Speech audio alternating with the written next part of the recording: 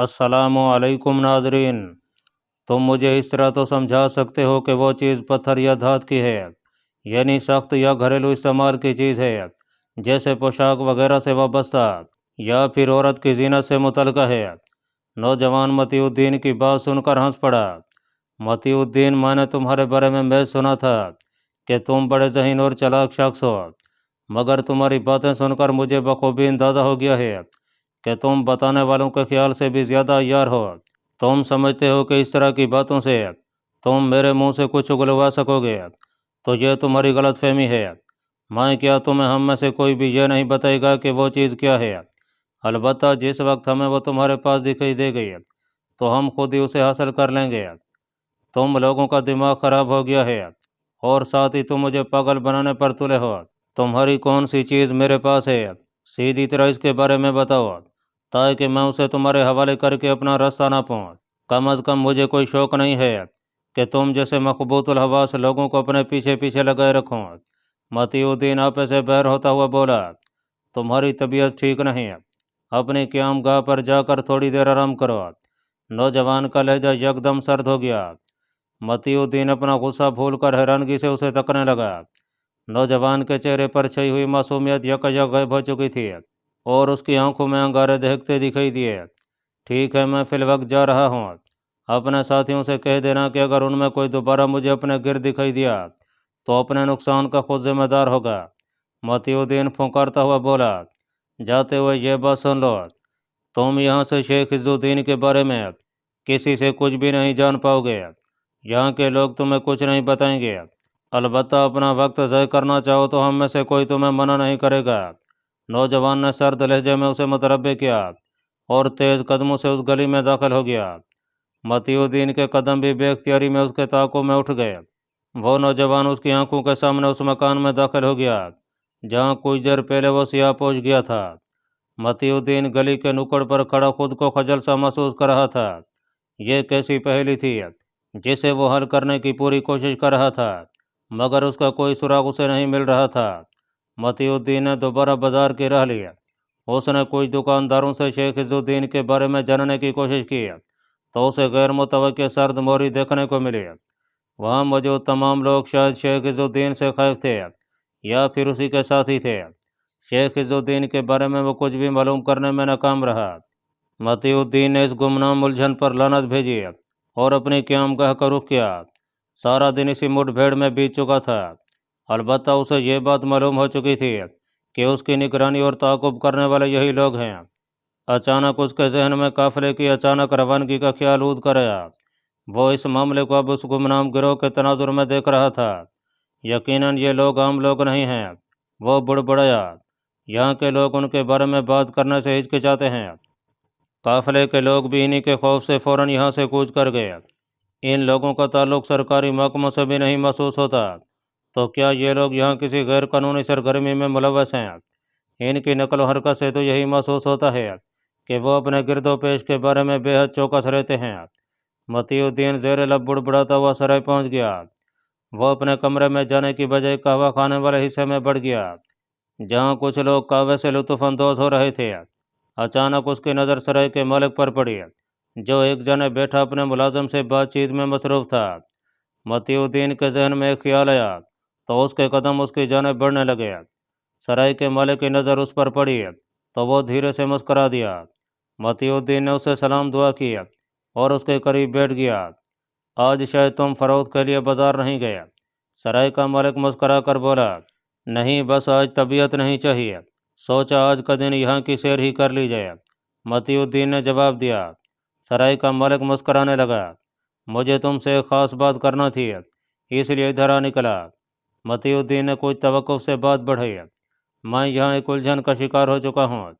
कुछ लोग मेरे पीछे पड़े हैं जिनके बारे में मैं ज़्यादा कुछ नहीं जानता, और तो और उनकी अजीब हरकत भी मेरी अकल से बाहर हैं। उनके बारे में मैं जिस किसी से भी पूछता हूँ तो वो ऐसा मुंह बनाता है जैसे मैंने उसे गाली दी हो। कैसे लोग हैं? सराय का मालिक चौंक कर बोला। मैं समरकंद के सब बासर लोगों को अच्छी तरह जानता हूँ। तुम खुलकर बताओ तो शायद मैं तुम्हारी कुछ मदद कर सकूँ। यहाँ से कुछ दूर 3 बाज़ारों के संगम के आखिर में एक छोटी सी गली है जहाँ एक शख्स शेख इज़्ज़ुद्दीन रहता है। کیا تم اس کے بارے میں کچھ جانتے ہو؟ متی الدین بولا۔ اس کی بات سن کر سرائے کے ملک نے بلند کے کہا لگایا، جس پر متی الدین تعجب بری نگاہوں سے اسے دیکھنے لگا۔ تم نے کیا نام لیا؟ شیخ عز الدین۔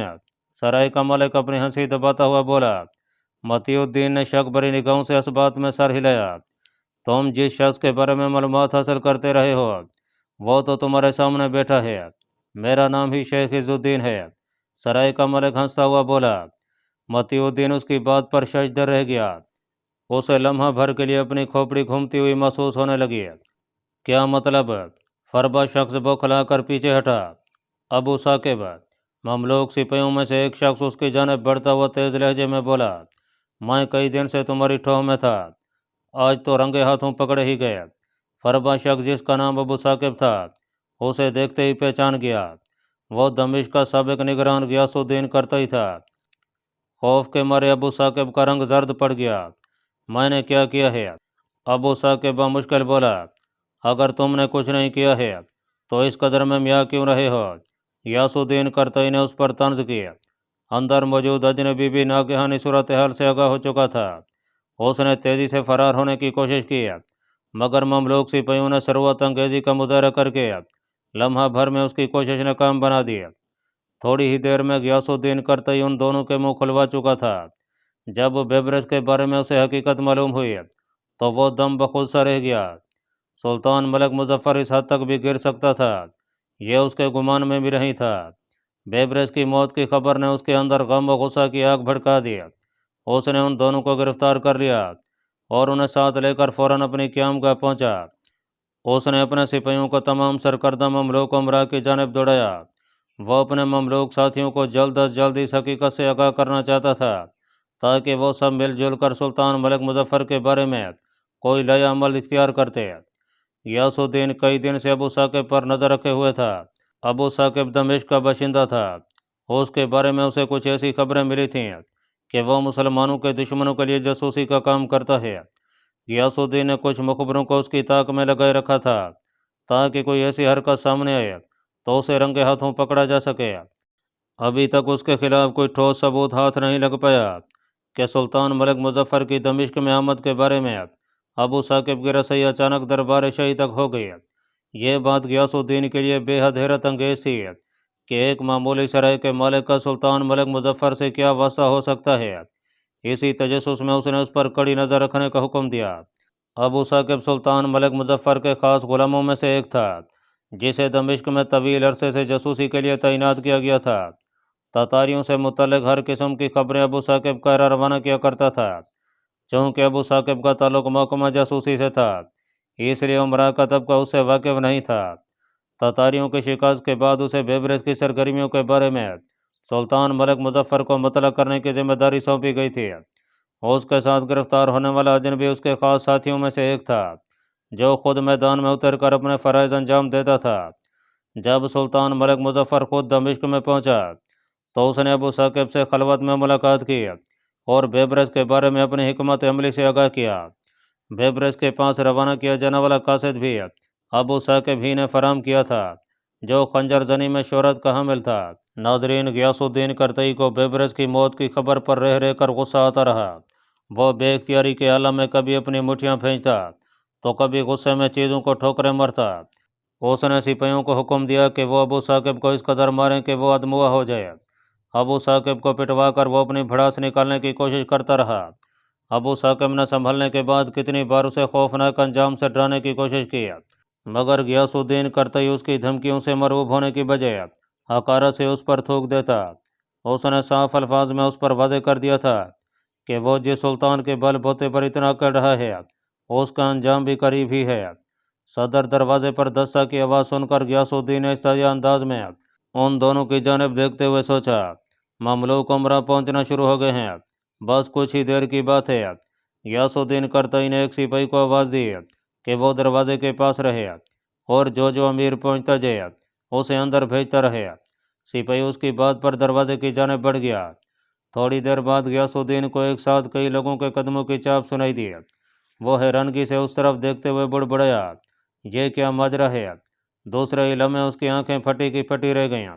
آنے والے مملوک امراء نہیں تھے बल्कि नंगी तलवारें सोंते ममलूक सिपाही थे, जिसके पीछे पीछे सुल्तान मलिक मुजफ्फर खुद चला रहा था। नाजरीन, वो दिन गुल वकूज के लिए कभी न भूलने वाला दिन था। उसे उस बंद कमरे से निकाल कर आज़ाद फिजा में लाया गया था।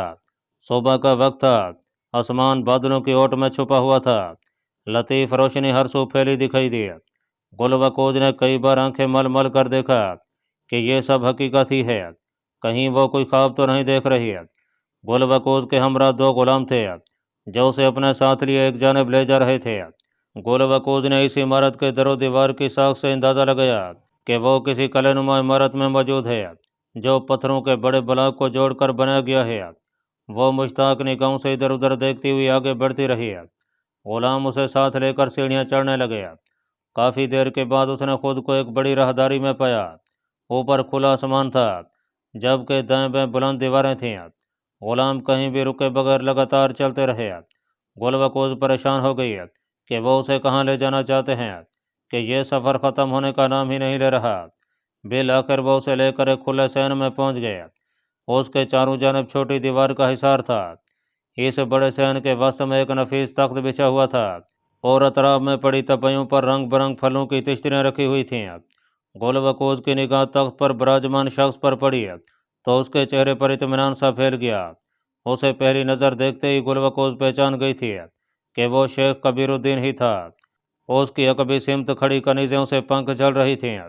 शेख कबीरुद्दीन की शख्सियत उसे किसी बादशाह से कम नहीं दिखाई दी।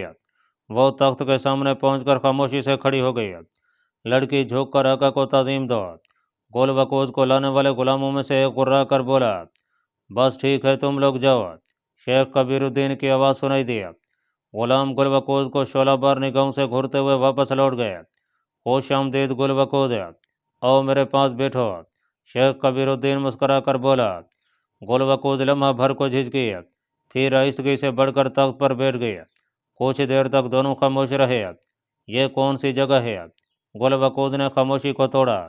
यह कहिस्तान का इलाका है। तुम अपने चारों जानिब ऊंचे ऊंचे पहाड़ देख सकती हो। इन पहाड़ों के बीचों बीच एक बुलंद और बाला पहाड़ की चोटी पर इस वक्त हम लोग मौजूद हैं। ये हमारा मजबूत किला है, जिसे लोग कलाल मौत के नाम से जानते हैं, एक नाकाबिल तस्खीर पनाहगाह। क्या तुम यहाँ के बादशाह हो? गुल वकूज ने मासूमियत से सवाल किया। शेख कबीरुद्दीन के लबों से कह का बुलंद हुआ, यही समझ लो से तुम्हारी क्या मुराद है? गुल वकूज शशोपंज में मुब्तला हो गई। हम फिल वक्त बादशाह नहीं हैं, बल्कि हम यहाँ के शहजादे हैं। आने वाले कल में हम बादशाह भी बन सकते हैं। तुम ये समझ लो कि हम वलीअहद हैं। शेख कबीरुद्दीन ने जवाब दिया, तुम्हारी बादशाही में सिर्फ यही कला है या और भी कले हैं? गुल वकूज ने पूछा। इस कले के गिर्द फैला हुआ तमाम इलाका हमारी ही मलकियत है। मेरा पूछने का मकसद ये नहीं था कि यहाँ दिखाई देने वाले पहाड़ तुम्हारे हैं, बल्कि ये था कि इन पहाड़ों पर कितने शहर आबाद हैं।